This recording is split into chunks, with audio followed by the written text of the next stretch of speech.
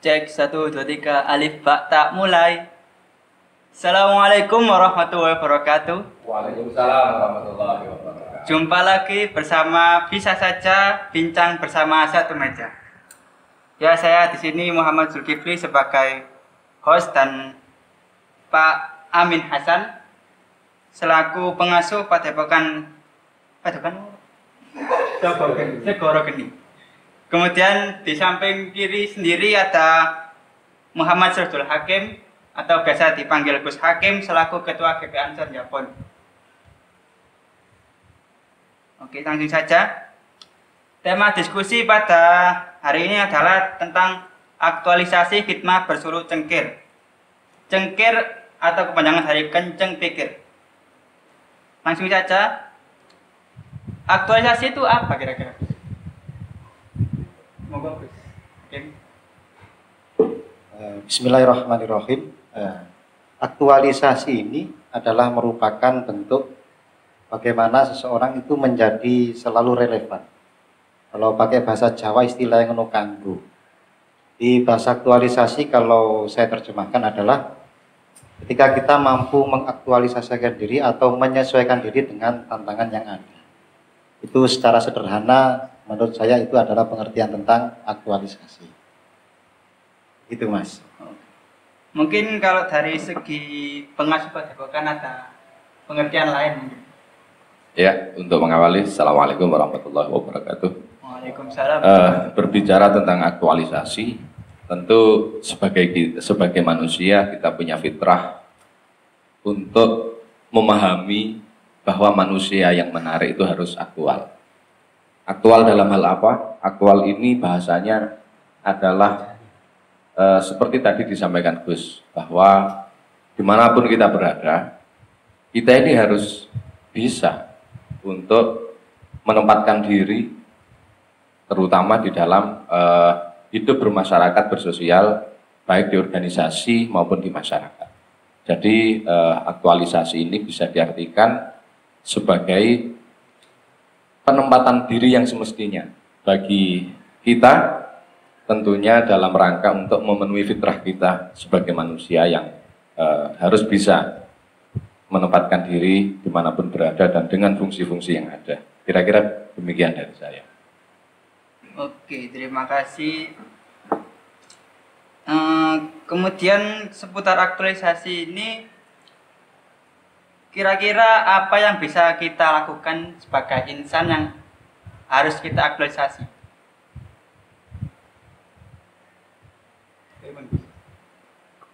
Kalau apa sih yang bisa kita aktualisasikan? Itu jawabannya sangat sederhana. Sejatinya ketika manusia ini sebagai insan yang memang seorang mukmin atau seorang muslim, kalau untuk mendalami sebuah agama, ini adalah bagaimana kemudian seorang muslim akan selalu anfa'uhum linnas, memberikan manfaat. Kalau yang saya ketahui itu adalah seringkali ada orang mengucapkan bahwa ilmu ini sering kalah dengan sikap. Jadi aktualisasi ini secara tegasnya adalah bagaimana sikap kita itu sesuai. Tentu yang diterima manusia adalah sikap-sikap yang baik. Sikap ini sebagai bentuk peran. Apakah kita bertempat di organisasi yang bergerak di pendidikan, di ekonomi, dan sebagainya. Tentu dunia ini akan selalu berputar, artinya menunjukkan bahwasanya dinamika itu berjalan. Aktual ini bentuk bahwasanya manusia akan selalu bisa menyesuaikan diri dengan tantangan-tantangan yang ada. Bukan malah jumut, apalagi diam. Ibarat kata orang Jawa, banyu ini meneng, badek. Makanya, supaya tidak menjadi manusia yang badek, kita harus selalu aktual. Itu bahasa yang paling mudah seperti itu, Mas. Di sekiranya mungkin nanti akan bisa ditambah Mas Amin atau jenengan istilahnya gitu, berikan gambaran-gambaran. Kalau menurut saya memang aktualisasi ini merupakan pilihan yang tidak bisa ditolak bagi manusia yang memang ingin menyesuaikan dirinya, mampu meraih beban-beban atau harapan-harapan yang dibebankan kepada dirinya. Itu kira-kira pengertian saya yang saya ketahui tentang aktualisasi adalah itu.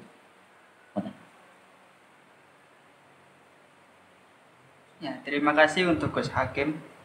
Kemudian kita bedah kata hanya dari tema ini yaitu khidmah. Kalau dari kata bahasa Arab khidmah itu kira-kira artinya apa, Gus? Iya, Gus. Silakan lagi. Kalau kata khidmah ini adalah kalau yang diterjemahkan dalam bahasa Indonesia adalah pengabdian. Itu sangat relevan dengan sambungan yang di awal tadi, bahwasanya memang kalau aktual yaitu tentang relevansi tadi kapasitas seseorang. Kalau tentang khidmah adalah bagaimana seseorang ini memahami fitrahnya untuk berkhidmat. Karena kita tahu bahwasanya manusia adalah makhluk sosial, maka khidmah ini adalah sebuah pilihan yang tidak bisa ditolak. Wajib bagi manusia untuk berkhidmah, apapun bahasanya, entah itu pengabdian secara bahasa Indonesia atau bahasa-bahasa yang lain, tapi yang jelas manusia ini akan terlihat saling bermanfaat ketika dia saling melayani. Maka manusia yang tidak mau melayani sejatinya dia yang tidak menyadari fitrah dari manusia itu sendiri. Itu adalah seputar tentang khidmat, dan itu sangat nyambung sekali dengan aktualisasi. Ini nanti dari Mas Amin langsung bisa menambahkan, karena beliau ini pakarnya khidmat. Luar biasa beliau ini. Kalau mungkin dari Gus apa Ustadz nih? Oh, Kang Amin ya. Guru besar disingkat Gubis. Gubis. Ya, guru besar atau gubis. Iya, saya menilai bahwa untuk seputar tentang khidmah, khidmah itu bahasanya ada dua sebetulnya. Ada yang formal, kemudian ada yang non formal. Nah, yang formal ini jelas bagaimana ketika dalam sebuah tatanan, baik yang sifatnya pemerintahan, organisasi atau yang lain, di situ sebetulnya sudah ada garis-garis khidmah yang secara tertulis atau tersurat sudah digariskan di dalam keseluruhan daripada mungkin PDPRT atau aturan-aturan organisasi. Nah, yang menjadi persoalan adalah konsep khidmah di dalam masyarakat umum, yang tentunya kita menyadari bahwa belum semua anggota masyarakat, belum semua anggota organisasi atau santri, terlebih-lebih pada zaman sekarang, menyadari sebetulnya khidmah ini adalah fitrah. Tadi yang disampaikan oleh Gus Hakim betul, bahwa salah satu fitrah kita ini adalah khidmah. Bagaimana kemudian setiap manusia ini menempatkan posisi khidmahnya kemudian kepada siapa, dan kemudian di dalam hal apa, misalnya hal formal atau non formal. Nah, jadi seputar khidmah ini menurut saya di luar dari teori yang baku, tentu khidmah ini bukan sebuah pilihan, tetapi khidmah ini adalah sebuah kewajiban, tergantung bagaimana kita menyadari. Jadi semakin kesadarannya itu tinggi, maka khidmah yang akan dilakukan di semua tempat, baik itu sekali lagi di organisasi atau di luar organisasi, maka khidmahnya ini akan semakin tinggi dan besar. Nah, sekali lagi, ada hal yang sangat mempengaruhi dalam khidmah ini adalah kesadaran. Tentunya kesadaran ini ada kaitannya dengan aspek-aspek yang lain yang insya Allah dalam malam hari ini juga akan kita bahas sesuai dengan tema kita pada malam hari ini. Demikian. Ya, terima kasih Guru Besar Ustadz Amin. Kalau di Padepokan Segoro Geni, itu khidmahnya apa kira-kira? Terima kasih. Perlu kami sampaikan bahwa melalui forum diskusi ini, Padepokan Segoro Geni itu sebetulnya ingin menggambarkan sebuah tempat di mana Gatot Kaca pada waktu itu ya, yang kita kenal sebagai seorang ksatria yang pilih tanding, yang juga sebagai tokoh dalam pewayangan. Gatot Kaca ini sebelum menjadi ksatria, dia digembleng, dia kemudian ditempa di sebuah kawah namanya Condro Timuka. Nah, Padepokan Segoro Geni ini berawal dari sebuah kegelisahan sebetulnya. Sebuah kegelisahan yang mana melihat sisi kepemudaan yang akhir-akhir ini justru seringnya berkumpul-kumpul di dalam majelis-majelis atau kelompok-kelompok yang kurang bermanfaat, sehingga kemudian kami menginisiasi memakai nama yang mungkin menurut banyak orang ini rada aneh. Segoro Geni itu ada yang mengatakan neraka, segoro itu ya laut, geni itu ya apalagi segaranya geni kan begitu. Nah, Panas, Pak. tetapi ya ada yang mengatakan panas. Tetapi kami mencoba dari sisi lain bahwa kalau kita lihat filosofi dari segoro itu kan tidak ada laut tanpa air. Nah, di mana ada laut pasti kan di situ ada air. Nah, sifat daripada air itu ini ada sebetulnya falsafah kehidupan. Air itu bisa bertempat di mana saja dan bisa menyesuaikan tempatnya apa. Contoh misalkan gelas ini modelnya seperti ini, maka ketika kita kasih air, airnya akan membentuk seperti ini. Begitu juga ketika diminum gini, Gus. kalau airnya diminum ini bisa menimbulkan kesegaran. Contoh seperti ini juga. Saya tidak ikut kalau itu. Ini perwakilan dari segoro. Ya, jadi ada unsur airnya di sini. Yang perlu saya tekankan bahwa air sering kita dengar istilah air beriak tanda tak dalam, kan begitu ya. Air tenang menghanyutkan, tetapi bukan badek tadi. Ini dari sisi yang lain bahwa sifat dari laut itu semakin ke tengah ternyata semakin kedalamannya semakin luar biasa. Ini akan menimbulkan banyak hal, diantaranya adalah gelombang besar. Kalau laut ini marah, kemudian dalam orang Jawa disebut Nyi Roro Kidul ngamuk, ini akan terjadi tsunami seperti di Aceh atau lain dan lain sebagainya. Kemudian sifat api ini secara umum kan panas. Tetapi perlu kita ingat bahwa seorang empu ketika akan membuat keris dengan bentuk yang begitu bagus atau membuat senjata, maka jalan satu-satunya adalah besi atau baja itu harus kemudian dibakar di api.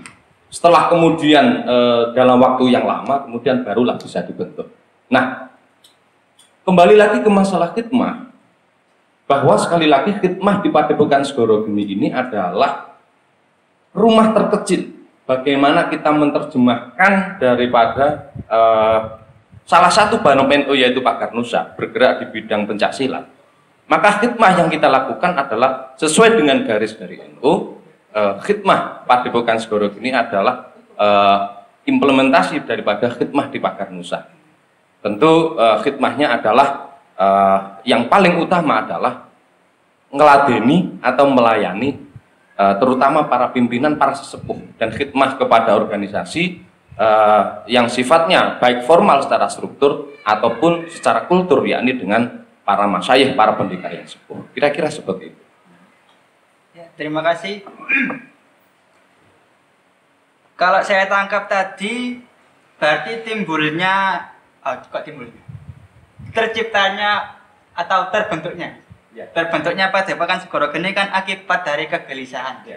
Berarti kalau orang yang gelisah itu kan, berarti dia pemikirannya itu sudah kenceng sehingga gelisah.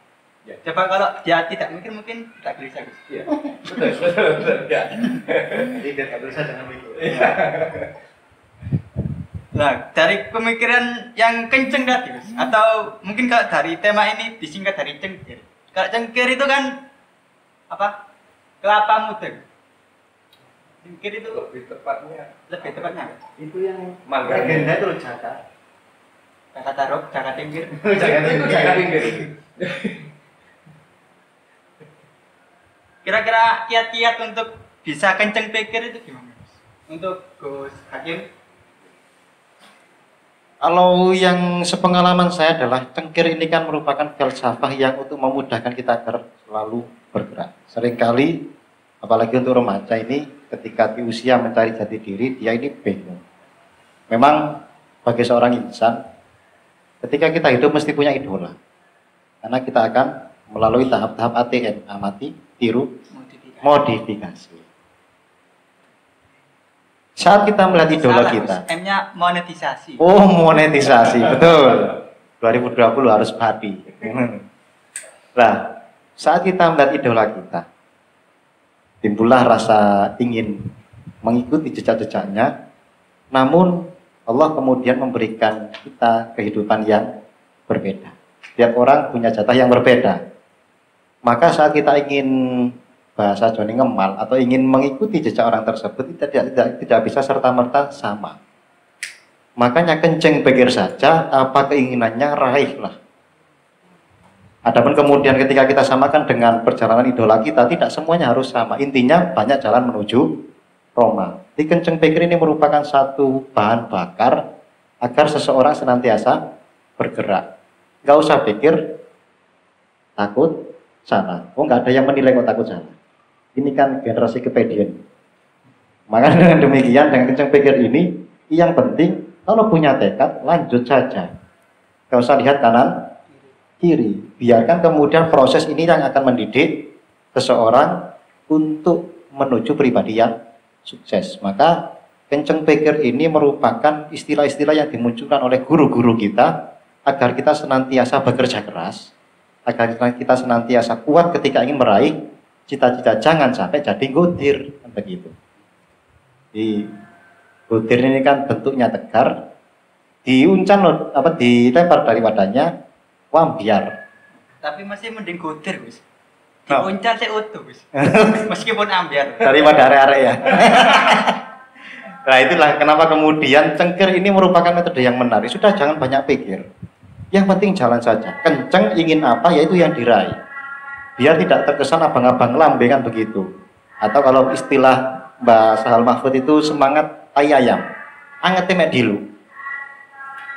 Semangatnya nggak membara cuma sebentar saja. Ini kan bukan semangat tapi pencitraan. Dari wong Jawa deng-deng ser. Gendeng-gendeng baru ser. Nek gendeng kak melaku, nek ser melaku. Lah ketepan deng-dengi lurung lho. Gendengnya luwih suwe timbang warase kan begitu. Itu yang saya pahami tentang filosofi cengkir. Jadi terus bergerak sebagai generasi muda, jangan sampai mandek.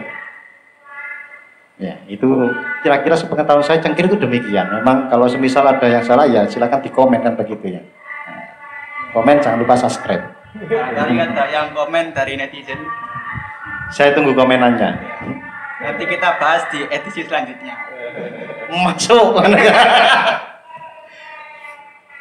Kalau Solo sendiri gimana, Gus? Dari perspektif dari Ketua Matan.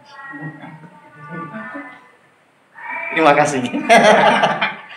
Solo ini kan adalah merupakan sebuah jalan. Kalau dalam istilah thorikoh, Solo ini adalah merupakan jalan yang dilalui oleh seorang salikin. Di Solo merupakan jalan menuju kepada Allah Subhanahu wa Ta'ala. Apa yang ingin diraih? Ridha Allah. Surga neraka itu urusan belakang. Yang paling penting adalah ridhonya Allah Subhanahu wa Ta'ala. Maka Solo ini adalah sebuah metode, sebuah jalan, way of life kan begitu ya. Jalan kehidupan. Bagaimana kemudian tema yang di depan tentang seseorang yang ingin relevan. Relevansi seseorang ini adalah melalui khidmah yang ia berikan. Filosofi al-ilmu bita'alum wal barokah bil khidmah. Ilmu diraih dengan cara belajar dan barokah diraih dengan cara berkhidmat. Sudah relevan, dapat barokah, metodenya apa? Ya cengkir tadi itu. Jalan akan dianggap jalan kalau dijalani. Kalau nggak dijalani itu dianggap tanah kosong. Jalan kok kosong? Tak mungkin kan? Jalan memang diciptakan supaya orang bisa lewat.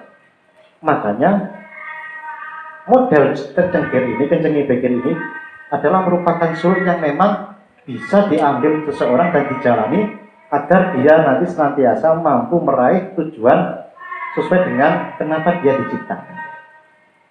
Ini jeru ini. Jeru ini. Saya tidak bisa menerima ini. Iso ngomong koyo ngene iki kudu seluruh dise lho. Bayare larang hari tenan. Kamari-mari. Nah itu kira-kira apa namanya? Solo itu demikian. Jadi perspektif Toriko. Solo ini adalah merupakan jalan menuju ridho Allah Subhanahu wa Ta'ala dan dibimbing oleh seorang mursyid. Begitu. Itulah tentang sekilas tentang Solo. Ingin lebih dalam ya bisa gabung matan nanti. Bagi netizen yang mau gabung matan bisa menghubungi Gus Hakim. Ya, Nomornya berapa, Gus? 081 233 178 444. Sampai klik sampai WA. Ojo njaluk utang, podo kate duwe ini. Kayak gitu Mas. Terima kasih. Ya, dalam berkhidmah ini kan ada hambatan-hambatan. Ya, guru besar ya, Gus. Kira-kira kalau ada hambatan itu diapakan? Misalnya hambatan kan bisa dari atas, dari kiri, dari kanan, atau dari bawah mungkin. Ya, terima kasih. Saya menambah sedikit mengenai suluk cengkir. ini tolong nanti diusulkan di dalam penambahan istilah-istilah baru. Kalaupun dulu sudah, ini kan sekarang lagi booming dan viral lagi. Tentang suluk cengkir ini harus kita boomingkan kembali. Nah, di sini saya mengamati begini. Suluk itu memang salah satu istilah yang kemudian melekat atau erat kaitannya dengan bahasa-bahasa Thariqah. Di mana salah satu unsurnya yang tidak bisa lepas adalah bimbingan seorang mursyid. Dan ini saya kira sangat sesuai kalau kita kemudian suluk ini suluk cengkir. Bahwa manusia itu kan memang diciptakan pembedanya dengan hewan yang lain atau makhluk yang lain kan adalah terletak pada dia berpikir. Itu ya, seperti Imam Ghazali mengatakan bahwa al-insanu hayawanun natiq kan begitu. Nah, proses daripada ini kenceng pikir. Kalau dalam bahasa Jawa istilah cengkir itu kan ada apa ya, itu istilahnya di kelapa. Kalau orang Trenggalek itu mengatakan manggar. Manggar itu pentil, pentil ya. Kalau bahasa saya itu pentilnya kelapa. Jadi ketika baru berbunga itu ya ada kecil-kecil itu namanya cengkir. Nah, ini nanti ada dua kemungkinan. Dia akan bisa bertahan sampai kemudian menjadi kelapa, kan begitu ya. Kalau nggak bisa? Kalau nggak bisa bertahan, dia akan jatuh. Nah, kalau jatuh masih kecil, istilah orang Barat itu namanya beluluk. Beluluk ya. Beluluk. Beluluk ini masih kira-kira usianya sekitar. Beluluk kalau yang kena sinar matahari. Itu blolok. Blolok itu. Kalau beluluk itu kira-kira 1 bulan lah usianya itu jatuh. Artinya tidak kuat untuk berpikir. Nah, ada kemudian kalau sudah besar ngenomi namanya degan. Degan ini sudah mulai ada manfaatnya sampai yang terakhir kemudian kelapa. Nah, yang menarik dari sini adalah suluk cengkir ini suatu metode bagaimana penguatan berpikir. Sekali lagi karena kita memakai bahasa suluk, artinya ada yang harus kita panut. Jadi dalam berkhidmah ini tentu kita tidak bisa sendirian. Dikhawatirkan apa? Dikhawatirkan nanti berpikirnya ini salah. Karena apa? Kayak kita lihat fenomena sekarang banyak dari orang-orang yang pahamnya sebelah, itu ya. Orang-orang yang hidupnya ini hanya antara surga dan neraka gitu ya. Nah, hanya itu. Jadi mereka mengatakan justru khidmah kita bahasa di pondok pesantren mereka katakan bid'ah. Mencium tangan kiai misalnya dan lain sebagainya, itu mereka mengatakan bid'ah. Ini gimana ini? Ini kan sudah mulai nggak betul, padahal pedomannya sudah sangat jelas. Bagaimana kita memuliakan ahli ilmu itu adalah melebihi dari segalanya, bahkan lebih utama daripada ilmu itu sendiri. Nah, terkait dengan hambatan-hambatan di dalam berkhidmah, tentu tidak bisa kita pungkiri, memang iya, pasti ada hambatan-hambatan itu. Maka kalau saya memposisikan sebagai salah satu bahasanya apa ya, founding father di Padepokan Segoro Geni itu, karena memang belum pernah ada sebelumnya. Godfather, Lah, bukan itu ya, bukan Mas Didi. Jadi hambatan-hambatan selalu ada. Nah, ini justru hambatan ini yang sering muncul adalah adanya kurang paham terhadap konsep yang kita lakukan ini. Jadi ketika belum dipahami, maka cara berpikirnya ini akan lain. Jadi ketika konsep ini belum dipahami, seringkali di sini yang menimbulkan masalah, sering menimbulkan problem. Nah, oleh karena itu khidmah ini sekali lagi, bagaimanapun kondisinya harus tetap kita gelorakan. Bagaimana seorang anggota organisasi atau anggota masyarakat betul-betul di dalam berkhidmah ini, ketika menemukan sebuah masalah, ya kembali lagi kepada sang mursyid atau seorang pembimbing ini harus berusaha untuk mengembalikan ke arah yang sesuai. Begitu kira-kira. Kalau dari Gus Hakim, mungkin selama ini ada hambatan-hambatan yang mengganjal, Gus. Mungkin mau berjalan ke depan ada kerikil, mau ke belakang ada batu gitu, Gus. Ke kiri ada kali, ke kanan ada jurang.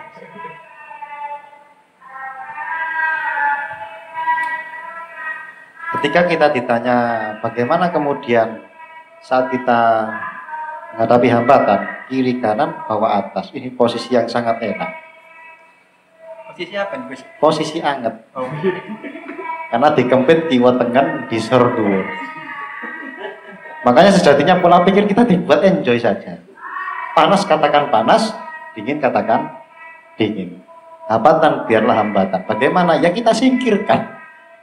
Sama dengan pertanyaan, saya ketika ngantuk harus ngapain? Ya mimi kopi. Jadi hambatan itu merupakan hal yang biasa. Ya istilahnya gitu, itu kemudian menjadi seleksi alam. Kalau memang kita cengkir ya terjang saja.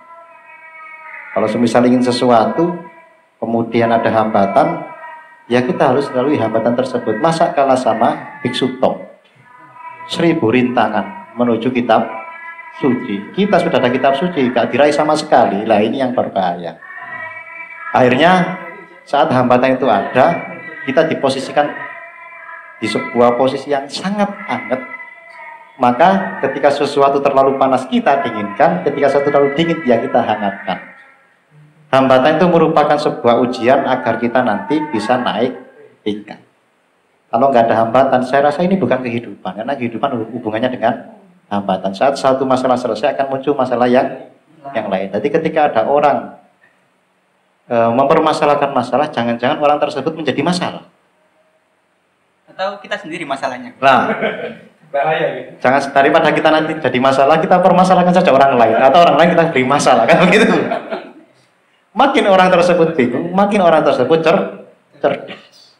Jadi salah satu tolak ukur kecerdasan seseorang adalah ketika dia mampu bingung terhadap sebuah perkara. Tapi gini Gus, kalau saya bingung terus melangkahnya ini gimana? Kan Lah. bingung, gak jalan-jalan Gus, bingung, dipikir bingung, dipikir. Nah inilah solusinya cengkir. Kalau ada orang bilang, saya ini kok selalu bingung. Loh, kamu bilang selalu bingung, saya juga bingung. Kan? Menghadapi orang yang bingung, kita juga ikut bingung. Ya ketika ada orang tanya, saya ini bingung harus melangkah kemana? Emang kamu bisa melangkah? Kan dijawab itu aja. Bisa melangkahkan, kalau bisa melangkah, jalan saja. Nanti kalau bingung lagi, jalan lagi. Sampai kebingungan itu akhirnya hilang. Jadi munculnya kebingungan itu karena tidak ada orientasi. Makanya kita kembali pada sesuatu yang sangat sederhana. Peran manusia harus berkhidmat. Indonesia surplus yang minta dilayani, minus yang mau melayani. Semua minta dibayar, nggak ada yang mau membayar. Ini kan kehidupan tidak imbang. Makanya untuk menyeimbangkan generasi muda ini mestinya paham bahwasanya kita punya kewajiban untuk melayani sesuai dengan tri bakti yang di tri itu loh, Trimurti apa itu yang di Trisula. Avatar sampean ya. Tridharma perguruan tinggi sendiri. Kita tahu bahwasanya di situ ada tentang salah satunya adalah pengabdian. Makanya apa istilah yang ada itu mestinya kita pahami dan benar-benar ditanamkan dalam diri supaya nanti tidak menjadi sebuah anekdot sekolah ini tanda kita pernah masuk. Belum tentu pernah belajar. Datang, tidur, pulang. Ini kan kemudian menjadi masalah. Sudah datang, tidur, pulang, bayar lagi. Itu yang setidaknya. Itu kan beralih tempat tidur. Nah, maksud saya seperti itu. Tidur kok ngoyo-ngoyo, kan begitu ya. Nah, makanya itu adanya suluk cengkir ini merupakan sebuah pilihan yang bisa ditolak. Dan ini merupakan solusi yang paling mudah untuk generasi yang bingungan. Sudah jalan saja, sudah mau jalan bagus. Karena ketika dia bingung terhadap sesuatu, bisa jadi dia tidak dibingungkan orang lain. Dia bingung terhadap dirinya sendiri. Ngapain hidup sekali kok bingung? Nah, itu buat mudah seperti aja mas. Nah, kalau saya seperti itu. Hidup sesekali jangan banyak pusingnya. Karena tanpa pusing sudah pusing sendiri kan begitu. Ya itu kira-kira dari saya demikian tentang pertanyaan jenengan yang bagaimana ketika ada hambatan. Kalau tips-tips agar bisa bersuluk cengkir ini gimana Gus? Nah, kalau dari saya secara sederhana bagaimana kita ingin bersuluk cengkir, saya itu punya seorang sahabat namanya Ali Zuri Al-Bukhari. Beliau ini adalah, kalau saya kisahkan ya, beliau ini orangnya bingungan. Padahal di yang pengusaha anu itu. Nah, beliau ini Tumbuhan-tumbuhan. pengusaha tumbuhan yang sukses. Tumbuhannya yang sukses, dianya tidak. Ini semua yang tumbuh itu dia ya. Yang tumbuh itu tumbuhannya mampu panen. Yang merawat tanaman ini tidak segera panen kan begitu, tidak panen-panen. Lah, dia ini pernah satu waktu bilang, yang penting melaku wis. Nah, saya cengkir itu yang lebih mudah adalah yang penting melaku. Nanti biarkan proses ini yang juga ikut membimbing. Guru sejati itu bukan hanya orang lain, tapi salah satunya guru sejati adalah diri kita sendiri. Kalau kita cari saran, 1000 pun kurang. Caranya mudah, sampai tinggal tanya, ya apa urip iki? Sampai tahu ana wong 1000, semuanya akan menjawab. Tapi kemudian yang dipakai yang mana? Inilah kemudian letak tentang peran guru sejati dalam diri adalah ketika kita memutuskan sebuah pilihan. Yang penting melakukan. Kecengi pikir, yang penting melakukan. Nah disitulah dinamika kehidupan akan tampak. Ada kalanya turun, ada kalanya naik. Ada kalanya di atas, ada kalanya di bawah. Di bawah kok keram. Nah, begitu ya. Kalau di atas tuh. Di atas kok juga kemeng. gitu. Itu kira-kira tips dari saya itu sederhananya demikian. Kadang ada orang yang suka di atas. Kalau ada orang suka di atas, ada juga yang suka di bawah. Lupa turun. Apa jenenge suka naik lupa turun kan begitu. Inilah model. Makanya dengan berbagai model orang seperti ini itu adalah merupakan bentuk ayat kauniyah dari Allah Subhanahu wa taala. Jadi manusia yang ruwet, manusia yang tidak ruwet, semuanya adalah ciptaan dari Allah. Makanya sebagai umat muslim kita mesti punya jiwa rifqun atau jiwa welas asih terhadap sesama. Gak ada yang tahu, bisa jadi mereka yang ruwet akan menjadi lurus dan bisa jadi mereka yang lurus suatu saat akan menjadi ruwet. Inilah kemudian memahami batas diri. Yang penting melaku. Gitu. Kalau dari saya tips sederhananya demikian. Mungkin Mas Amin akan memberikan tips yang lebih hot lagi. Mungkin dari Mas Guru besar ada tips yang dibesar. Ya, yang saya besar-besarkan. Iya. Ini tipsnya kalau menurut saya begini. Sering kita mendengar lakukan apa yang kita pikirkan, gitu ya. Dan pikirkan yang kita lakukan. Dari istilah ini bisa kita tarik bahwa seringkali kita ini melakukan hal-hal yang sebetulnya tidak pernah kita pikirkan, gitu ya. Dan memang apa? Contohnya? Nah, banyak sekali contohnya melakukan sesuatu yang kadang tidak kita pikirkan. Artinya ini konotasinya bukan berarti negatif, tetapi banyak juga yang positif. Ternyata secara tiba-tiba kita ini sudah melakukan hal-hal yang benar tanpa kita pikirkan sebelumnya. Contoh, ketika orang berangkat mondok dulunya, dia tidak akan pernah berpikir nanti di sana itu, oh dia berkhidmat kepada kiai, dia kemudian berkhidmat kepada guru-gurunya. Kadang-kadang tidak terpikir seperti itu, tapi justru dari tanpa berpikir itu, dia mendapatkan banyak hal, sehingga ini menjadi pengalaman hidup yang luar biasa. Sebaliknya, kadang-kadang manusia itu terlalu banyak memikirkan, tetapi nggak dilakukan. Jadi misalkan fenomena sekarang mau memondokkan anak, ini banyak orang tua yang berpikir, akhirnya dia tergabung dalam komunitas yang kemudian pesimis. Jangan dipondokkan anaknya, di sana itu kumuh, kemudian di sana itu kamu nanti akan jadi apa kan begitu. Lah ini terlalu banyak dipikir, tetapi tidak dilakukan. Nah, maka keseimbangan antara keduanya, memikirkan yang kita lakukan dan melakukan yang apa yang kita pikirkan, ini sebetulnya dalam konteks cengkir, menurut saya sangat berkaitan. Jadi pola pikirnya adalah pola pikir yang dibarengi dengan tindakan itu tadi, gitu ya. Dan sekali-kali memang yang kita lakukan itu harus kita muhasabah, harus kita pikirkan. Artinya karena memang ini anjuran Rasulullah, apapun yang kita lakukan sampai batas waktu tertentu harus ada bahasa kerennya itu evaluasi, gitu ya, harus kita evaluasi. Tetapi dalam rangka khidmah, sekali lagi evaluasi ini menurut saya nggak begitu penting. Ketika kita dalam suluk atau dalam berproses berkhidmah ini, yang terpenting adalah keyakinan kita. Insya Allah dengan begitu ada sebuah ada sebuah hasil besar yang akan kita dapatkan. Jadi itu kira-kira dari saya. Asal ngerokok nih, Loh, kadung ya. buatan Sewu. kita sensor di sini. Ya, terima kasih Gus. Jadi kalau saya ingat ruwet itu kok ingat memenya presiden. Yang video itu. Iya, yang video GIF itu. Oh, buat gitu ya. Ruwet.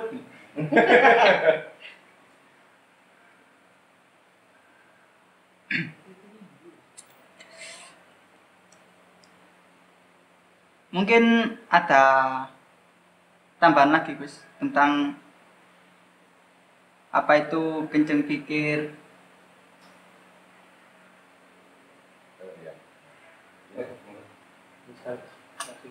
Ya, habis ini closing statement.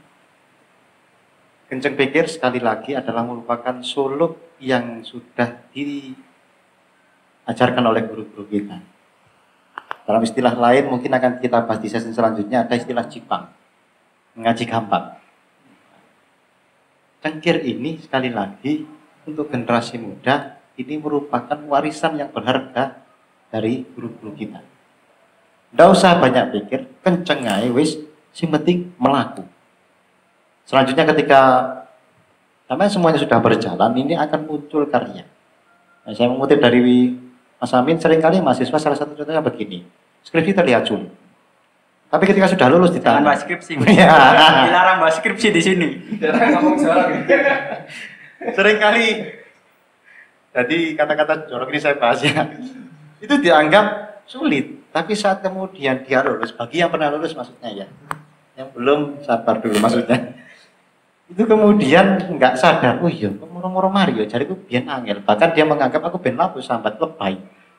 Di sesuatu yang dianggap sulit ketika dilakukan ternyata terlihat mudah. Memang ada kaidah al-insan aduun lima juhila. Manusia ini merupakan musuh terhadap sesuatu yang dia tidak ketahui.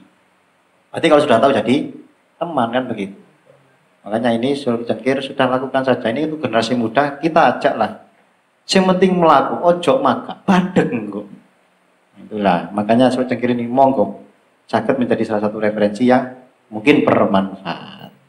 Gitu kalau saya cukup demikian. Closing statement Gus sekalian. Closing statement adalah tahun 2020 ngelakuin apa sing penting ae, apa sing penting-penting ae. Di zaman makin berjalan kita jangan semakin mundur.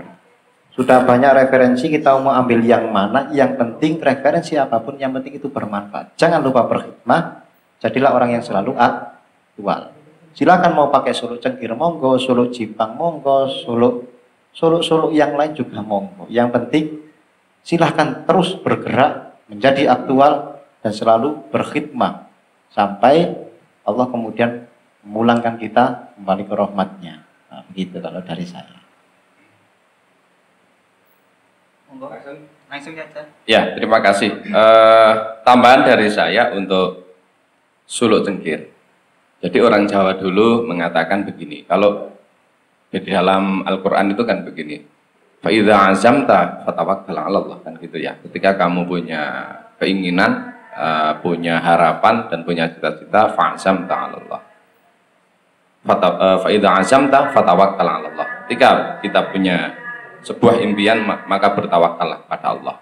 Nah, dari sini suluk cengkir ini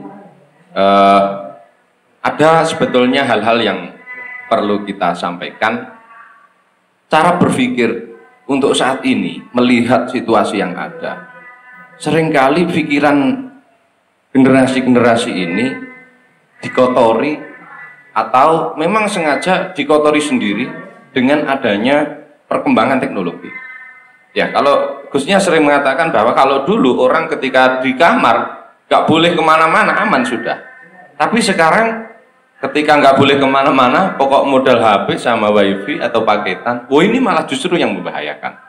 Nah, artinya untuk menjaga pikiran supaya tetap kenceng di dalam berpikir, apapun terutama masalah cita-cita di dalam pengabdian, maka ini, pikiran ini harus selalu bersih. Dan bersihnya hati tentu harus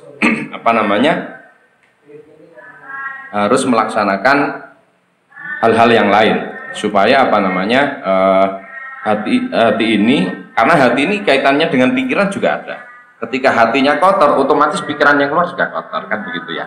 Nah, sehingga Tapi kadang-kadang Iya, gimana? hatinya kotor, yang keluar bersih. yang keluar bersih, biasanya berupa status itu ya. Iya, manis di bibir gitu. Jadi itu tadi, kenceng pikir sekali lagi harus kita gurukan. Harus kita gurukan dan harus kita ini bahasanya di dalam fikih itu kita harus mengikuti satu madhab. Misal kita berkhidmat di NU, minimal kita menyandarkan satu keyakinan kita mengikuti barisan para ulama itu sudah benar. Jadi tidak ada keraguan lagi. Ketika sudah begitu maka khidmah kita, cengkir kita ini akan lost total, gitu ya. Nah, makanya ini insya Allah kalau di NU masalah khidmah ini sudah menjadi kebiasaan umum, baik khidmah di organisasi tingkat ranting sampai atas ataupun secara non formal di pondok pesantren atau di lingkungan kita. Itu kira-kira. Ya, sekalian closing statement. Ya, closing statement saya kira suluk cengkir ini untuk yang belum tahu bisa menjadi sebuah solusi. Artinya fitrah kita sebagai manusia yang berpikir betul-betul ini harus kita maksimalkan, mengingat tantangan zaman juga seperti ini. Ketika kemudian pikiran kita ini sudah tidak normal, maka tentu akan hilang semua yang kita harapkan. Dan melalui suluk cengkir ini kita berharap akan ada perubahan-perubahan untuk generasi-generasi muda, sehingga ke depan generasi ini betul-betul menjadi generasi yang bisa kita andalkan, menggantikan para sesepuh-sesepuh yang sudah tua, kan begitu. Jadi itulah kira-kira tentang statement saya terkait dengan suluk cengkir, dan terima kasih atas waktunya. Semoga kembali ke rumah dengan selamat. Amin. Ya, sekian bincang bersama satu meja atau bisa saja. Tetap berpikir. Wassalamualaikum warahmatullahi wabarakatuh. Waalaikumsalam warahmatullahi wabarakatuh.